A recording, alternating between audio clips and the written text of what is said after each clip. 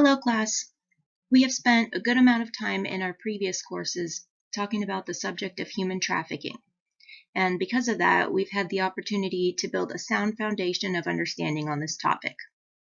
Human trafficking can range from forced labor to sex slavery to slave soldiering and a number of other crimes. Sadly, we know that through the use of force, fraud, and coercion, human beings continue to be bought and sold every day in every country across the world, perpetuating this highly troubling and pervasive epidemic that is modern-day slavery. In this presentation, I will be focusing on the current human trafficking situation in my country of birth, Ukraine. First, we must identify the scope of the problem. Where exactly does Ukraine stand in terms of human trafficking statistics compared to other countries and to its own history? Ukraine is one of the largest countries in Eastern Europe with a population of 43.9 million. In 2017, the International Organization of Migration, or the IOM, reported 1,259 human trafficking cases from the Ukraine, the highest number to be reported since the IOM first started their count in 2000. Since the breakup of the Soviet Union in 1991, there have been over 230,000 Ukrainian trafficking victims. Fortunately, some significant progress has been made since then, which has bumped the country up to Tier 2 as of 2017, where it remains today. Tier 2 refers to countries shown in yellow on the map whose governments do not fully meet the minimum standards of the Trafficking Victims Protection Act, or the TVPA, but are making tangible efforts to meet these standards. In comparison to other countries, Ukraine is currently not the worst in this area, but it is lagging behind.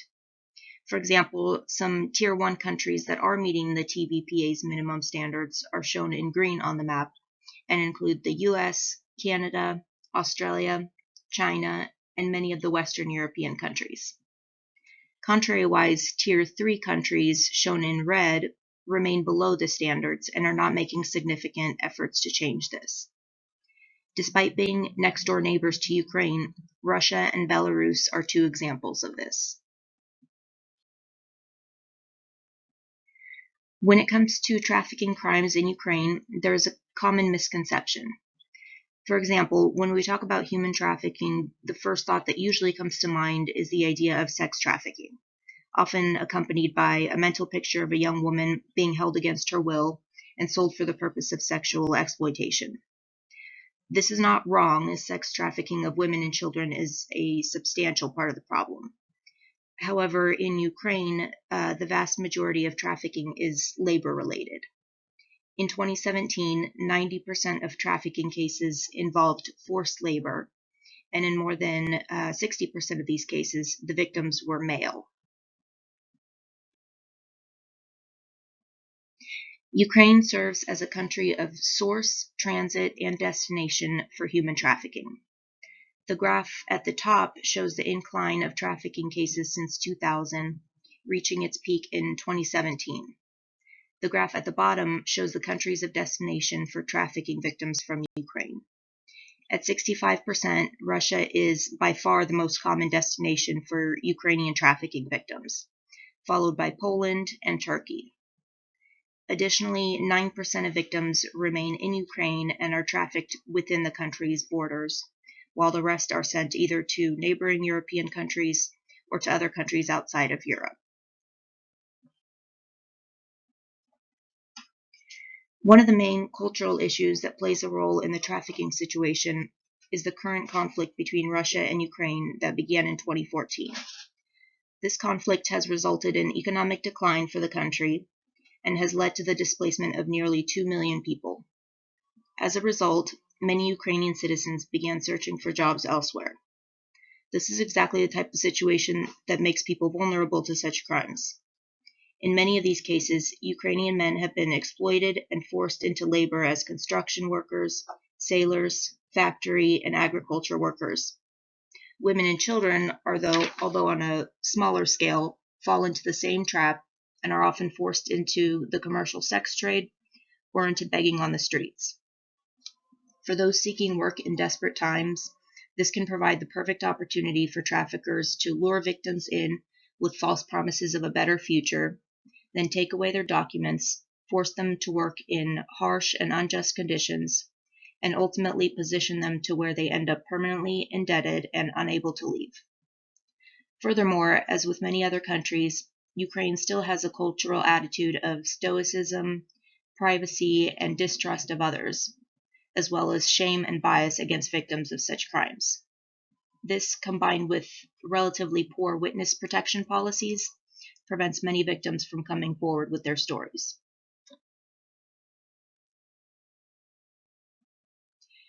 Now that we know a little bit more about the situation, the question becomes, what is Ukraine doing to combat the issue? According to the U.S. Department of State's 2017 Trafficking in Persons report, the Ukrainian government has made a number of improvements within the last decade. The Ministry of Social Policy, or the MSP, is a government agency that coordinates the activities of national and local government bodies working to combat human trafficking. They review each case, decide whether to grant an individual the status of human trafficking victim, and run rehabilitation facilities for these victims. Ukraine has increased its interagency coordination, and with the support of the Organization for Security and Cooperation in Europe, or the OSCE, has implemented training for government officials, law enforcement, and anyone else who works with victims of trafficking. They have also improved their policies on protecting trafficking victims by increasing subsidized payments to these victims, and also by drafting legislation that helps protect foreign victims. Some of the key differences that can still be seen in Ukraine's policies as compared to those of the U.S. include less vigorous investigation and prosecution of traffickers and more lax sentencing of these criminals. It is important to understand that there is still a lot of corruption within the Ukrainian government, meaning that convicted criminals are more likely to avoid imprisonment. Also, unlike the U.S., the majority of victim services are provided by foreign donors and non-government organizations, or NGOs. The current political conflict with Russia has further complicated the situation, as it has drained much of Ukraine's resources.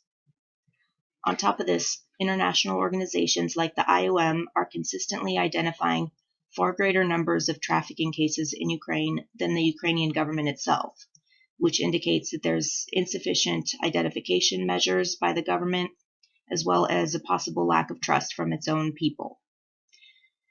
However, as stated earlier, Ukraine is working to improve its situation. The laws regarding investigation, prosecution, and conviction of trafficking crimes are stricter and greater in number. An additional 36 social services centers designed to assist victims have been opened, bringing the current number to 692 centers. Educational programs for the general public and family-oriented safe homes have been created for young people who are at risk of being trafficked. Ukraine's trafficking protection law allows victims to receive free temporary shelter, psychological care, medical services, employment counseling, and vocational training. Trafficking hotlines are publicly advertised, and public service announcements are aired on television.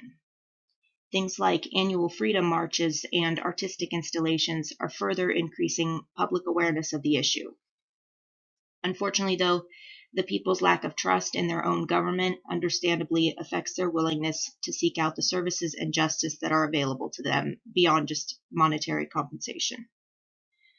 So in conclusion, while Ukraine is moving in the right direction, there is still much work left to be done. This brings us to the end of the presentation. Thank you all so much for taking the time to listen, and I look forward to our discussion on this topic.